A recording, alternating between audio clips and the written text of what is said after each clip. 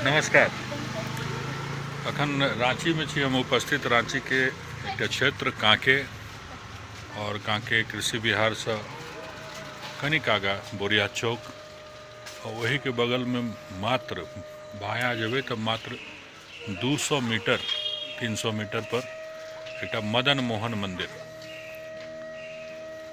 जरा बारे में बहुत झारखंड दूरदर्शन पर से हो और गूगल, यूट्यूब, फेसबुक पर देखबे तो ओहू में बहुत ज़्यादा जानकारी और किछ मंदिर के किछ खासियत अहाँ के देखाबी। श्री मदन मोहन मंदिर यहाँ नाम देख रहा है, श्री मदन मोहन मंदिर है। एकर स्थापना के विवरण कैथी भाषा में लिखल है, जे कि पाथर पर वर्णित है। जे कैथी भाषा समझ पेबे उनका लेल तो लिखल है।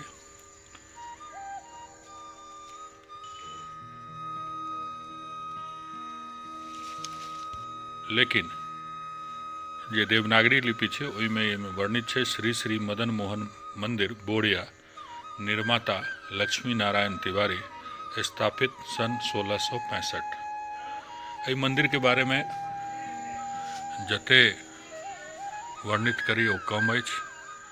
वही समय के मंदिर है और चट्टान पर कलाकृति है। और कलाकृति के बारे में ये अपने सब देख रहा छे कि मंदिर पूर्ण रूप से पाथर के छे। आई के जो मंदिर बन रहा छे वो कनी दोसर तरीका से बने छे, लेकिन पूर्ण रूप से पाथर के मंदिर।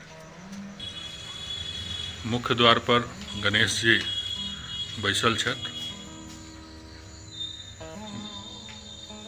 विराजमान छथि गणेश जी। मंदिर में स्वयं भगवान कृष्ण और राधा विराजमान छथि।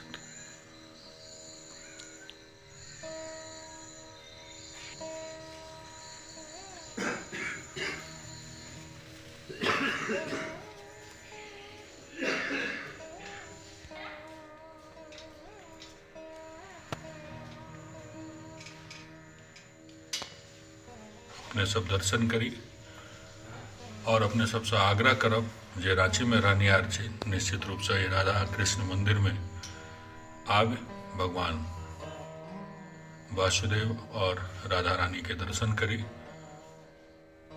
और जे मनवांछित फल है होकर इच्छा राखी और प्राप्त करी।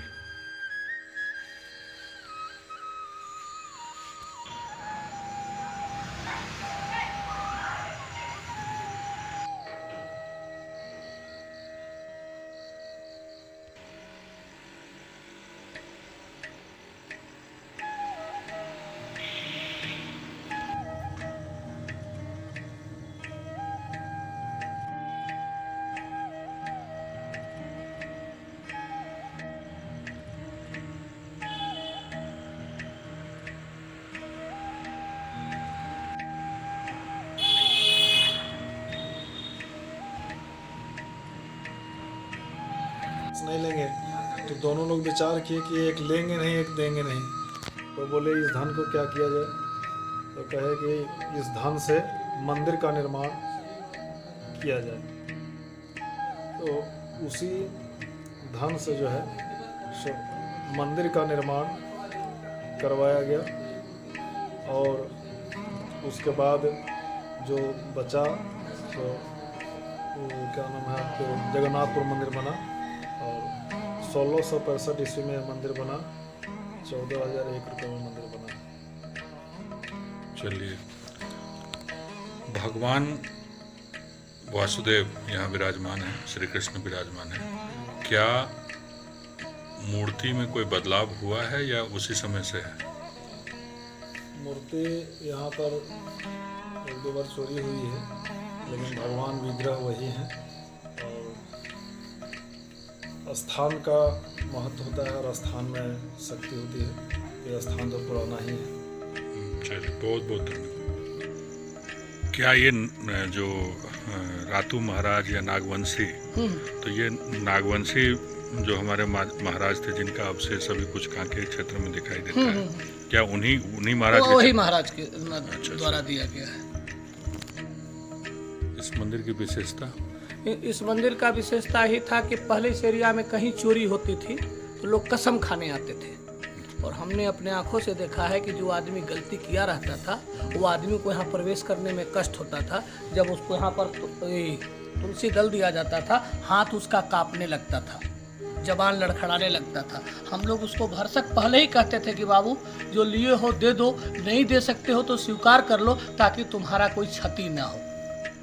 कसम में भी कहा जाता था कि अगर हम ले ही सुन ही जानत ही देख ही तो हमार परी पड़ी। तो इस सारे चीज़ को बता करके ये चीज़ कहा जाता था कि भाई तुम उसको स्वीकार कर लो, नहीं दे पाओगे कोई बात नहीं, लेकिन अगर तुम्हारा बेटा, कहा जाता था धन वंश माल गौरू कुछ भी क्षति होगा तो एक गरीब किसान के लिए तो बहुत बड़ा क्षति हो जाता। उसके बाद में बहुत सारा ऐसा घटना है। यहीं पर इनसे पहले पुजारी थे तो रिम्स में उनकी बेटी 5 बार गड़बड़ा गई थी। वो आके बोले कि भाई मेरा कष्ट हो रहा है, बोले को नारियल बांध दीजिए और बाबा को जिमा लगा दीजिए। होना जाना तो ईश्वर के हाथ में है, वो गई लड़की का हो गया। चलिए बहुत बहुत धन्यवाद।